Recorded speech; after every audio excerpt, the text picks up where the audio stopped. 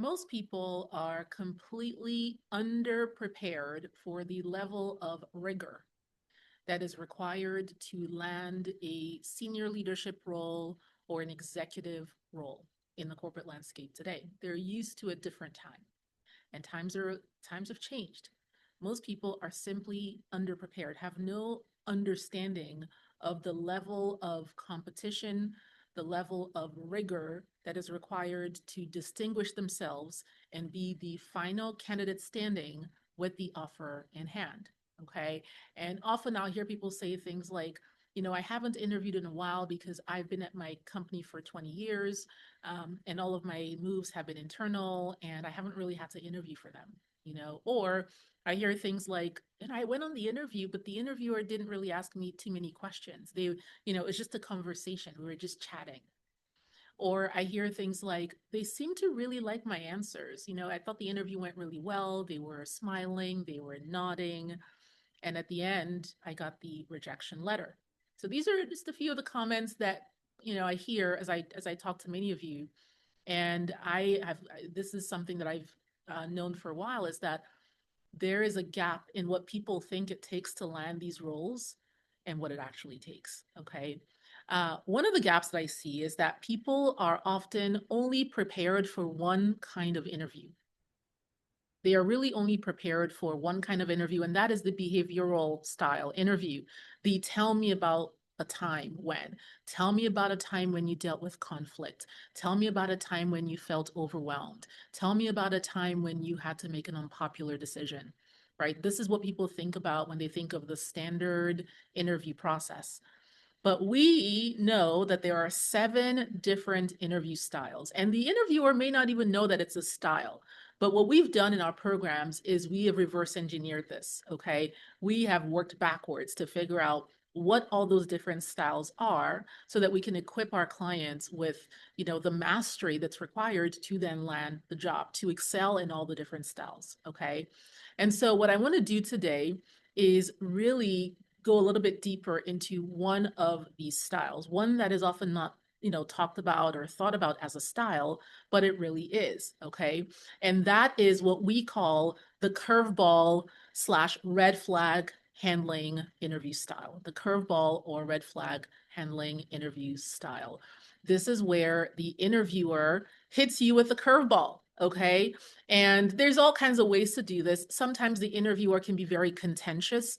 We've had people where the interviewer took a very contentious, sort of aggressive, without being, they were kind of skirting the line. They didn't do anything that was over the line, but they deviated from that standard warm, pleasant, polite, smiley style, right? They took a much more brash approach.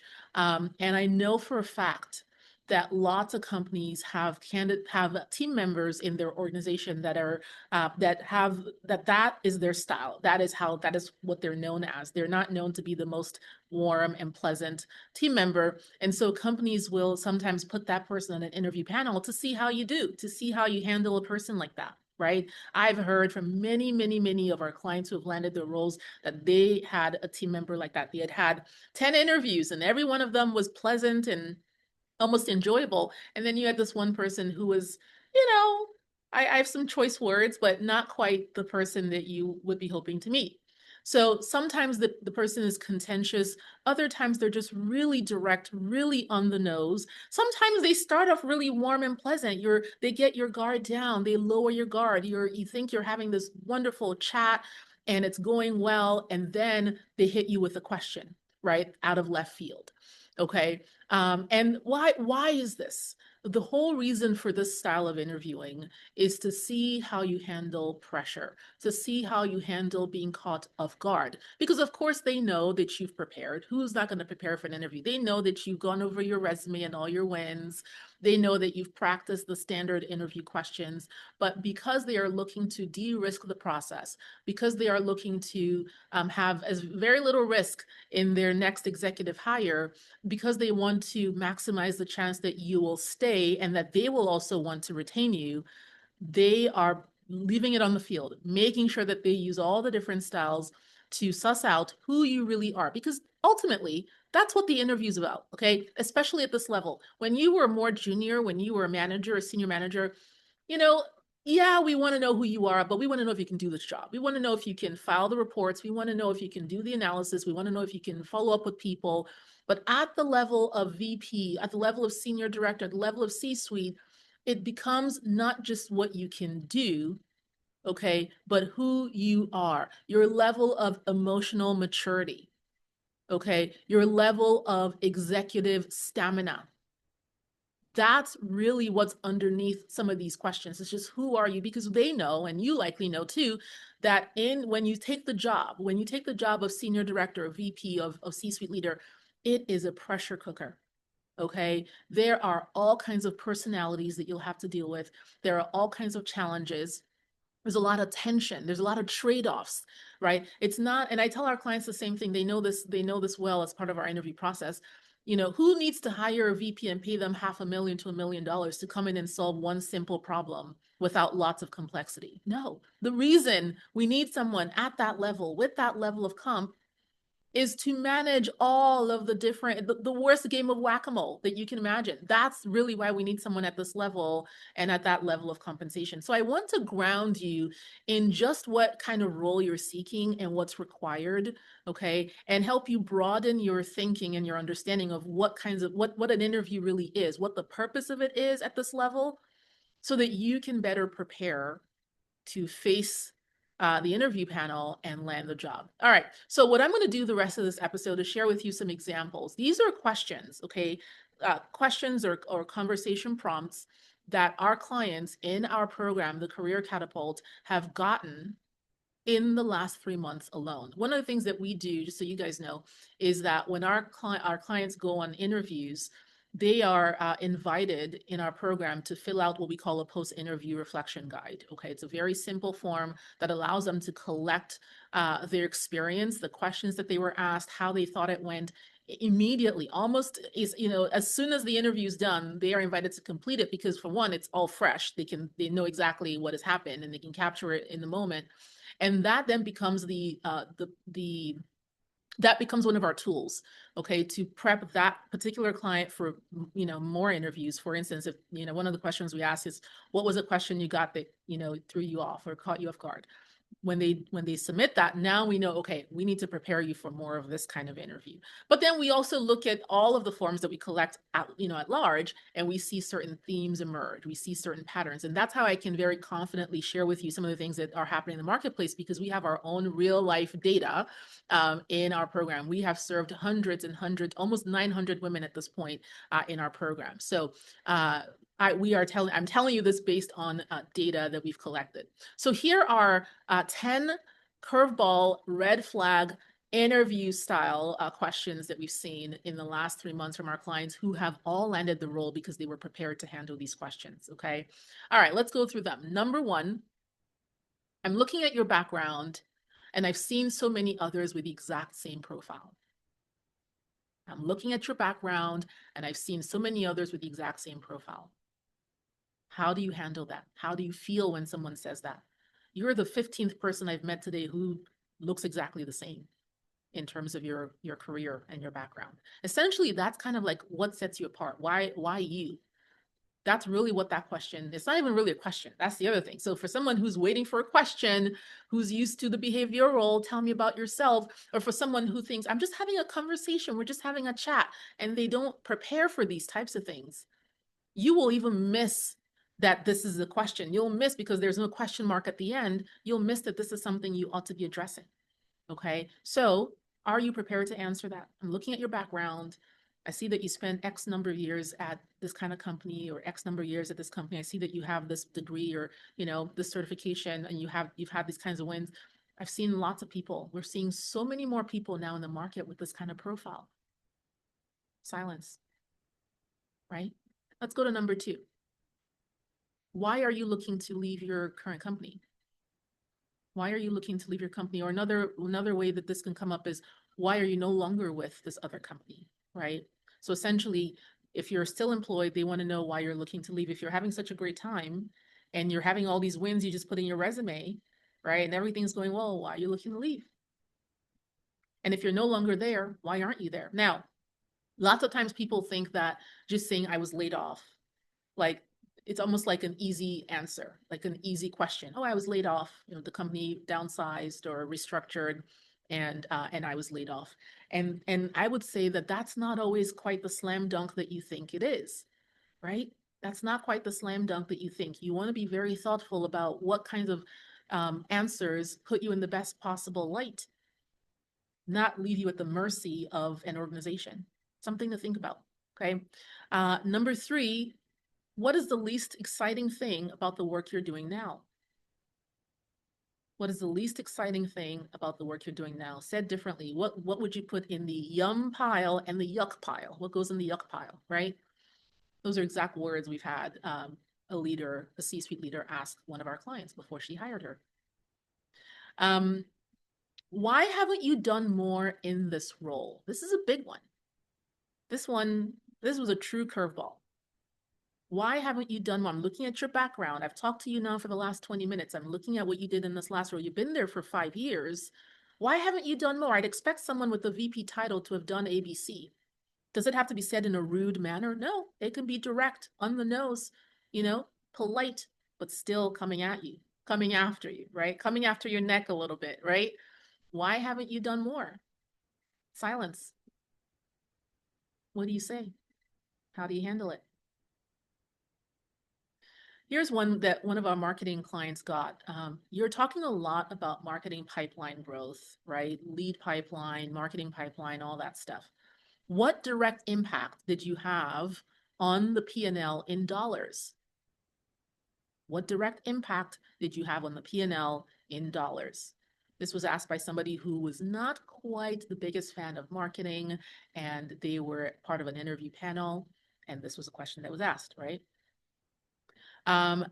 Number 6, your last role looks like a lateral. Looks like you've had several lateral roles. You've been a director of operations in 6 different business units within the same organization. Why did you do that? Why didn't you move up? Were there no opportunities for you to move up? Right. Number 7, what would make you fail in this role? If we give you this job today and you failed at it, what would likely be the cause of it? It's a true curveball question. Okay. Number 8, this was a question that was asked to another marketing branding leader who landed the job, but this was what the person said to her. And she worked for a company that was well known, so all of her marketing campaigns were visible. If you turn on the TV, you would see her ads, that sort of thing. This person said to her, I saw your last campaign on XYZ product. I thought it was underwhelming.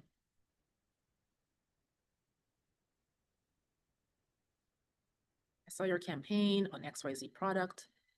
I thought it was underwhelming. I thought the previous campaigns had done better. Number 9, I liked your profile, but not for this role, right? We're not really looking for someone with XYZ background. You seem to have a background in XYZ. Not looking for someone with that background. We're looking for someone with this background. This was said to her on her 5th round of interviews. And if you've been hanging with me for a while, you know what I say about when someone gives you something like that, or even a rejection, many rounds in. Like if you're in your 5th round of interviews and someone says that to you, that's not really what they're saying. That's not really the question, because they knew exactly what your background was before they ever met you, right? It's really about how well you handle pressure, right? Curveballs. I like your profile. Maybe for something else. For this role, we're actually not looking for someone with that profile. Last but not least, number 10, when I call your current boss, what would he or she tell me is your biggest weakness? This is a play or derivative of the what's your biggest weakness question. And let me tell you that I'll spend a bit of time on this one, on the weakness one. It's not going away anytime soon. Okay. I know that we for years people have been asking, what are your strengths and what are your weakness? And it's one of those questions that's here to stay, because it does a lot of work. Okay. The weaknesses question does a lot of work. People are often prepared to talk, at length about their strengths. They can list 25 strengths if you let them. Okay. And then when they're asked about their weaknesses, what they'll do is they'll find a strength and they'll frame it as a weakness. So when I coach our clients on this question, I say, do not come in with a strength masquerading as weakness. Your interviewer is not dumb. They know what you're doing. So when you come in with I just struggle to delegate, or I'm just really hardworking, or I take on too much too soon. Or that's a reframing of a strength. Okay. And that's not really what they're looking for. What you want instead is to give a real weakness, an authentic you want to be self-aware. You want to be self-aware. You want to lower the stakes, right? And not think if I give a real weakness, I'm going to lose the job. No, give a real weakness, but be sure that you don't give a weakness that threatens your ability to do this job. That's it. They're not looking for you to be a robot. They're not looking for you to be perfect. They're not looking for you to have no weaknesses. Quite the opposite. They're looking for someone who is self-aware, right? So you will go farther when you give a real weakness versus a canned answer that is a strength masking itself as a weakness. Okay, so can you see, and this is just a few, I only had room for 10 here in our short time, but can you see the level of thought, critical thought that's required to handle yourself in these environments? What typically happens when someone's underprepared for these, by the way, is that what they'll do is they'll just start talking. First of all, as soon as someone asks them, they'll just start talking, and they're thinking while they talk. And if you've heard my analogy, my Michael Scott analogy, those of you who are fans of the show The Office, it's my favorite show. There is a scene where Michael Scott says this. He says, sometimes I will start a sentence and I have no idea where it's going. I just hope I find it along the way. Okay. Like an improv conversation, an improvisation. And many of you are treating, when you get questions like this, you go straight to improvisation. You just start talking. Okay, that's one of the mistakes that people make. The other mistake that people make with this is that there will be a change in their demeanor. There will be a change, and it's not necessarily that they'll get angry, right? Most people in the interviews, even when they're confronted with direct questions like these, they don't get angry. They get nervous. They get anxious. So the energy, there'll be a dip in their executive presence. It will be palpable, right? So here's how that looks. They're having this great conversation with the leader. The leaders asking them about their resume, they're answering all that stuff. They're in the zone, right? They're in the zone because they're being asked about something they've done and they did it so they can speak about it. So they're in the zone and they're confident and it's radiating. And then the interviewer says, well, if you've had such a great time there and if you've had all these wins, why are you looking to leave? Boom, you'll see they'll start to stutter a little bit. They'll get a little nervous, right? They'll start talking. They'll maybe speed up and start talking really fast. Those are tells. Right. And that's what the interviewers do. And then sometimes they'll even dig deeper. You'll keep digging on that topic. They'll ask you 10 more questions about that same thing to probe and to really get to the root of what's going on. Right. A lot of times something else they'll do with especially that question about your background or rather why you're looking to leave is that they will ask you why you're looking to leave and you'll give them an answer, but they'll sense that something's off with that answer and then they'll move on. They'll move on to something else and you'll be like, okay, I dodged that one, right? And they'll lower your guard even more and you'll talk even more about other things and then they'll circle back to that question again. They'll circle back to it. And usually when they circle back to it, you will say different words. And when you say different words than what words you said before, you'll give more information perhaps than what you said. I'll give you an example. This actually happened as I was interviewing somebody myself. Asked them why they were looking to leave and they gave me some answer about growth opportunities and blah, blah, blah, some canned nonsense answer, right? Looking for growth opportunities. Okay, great. I left, leave it alone. Okay. Chat about other things, circle back maybe 20 minutes later to that same question. And then the more they talk, because now they were more comfortable with me. Okay. They were more comfortable, more relaxed. We had a bit of a back and forth, a bit of a flow. Then they said something, they said the same thing, but then they added, the pressure and the burnout.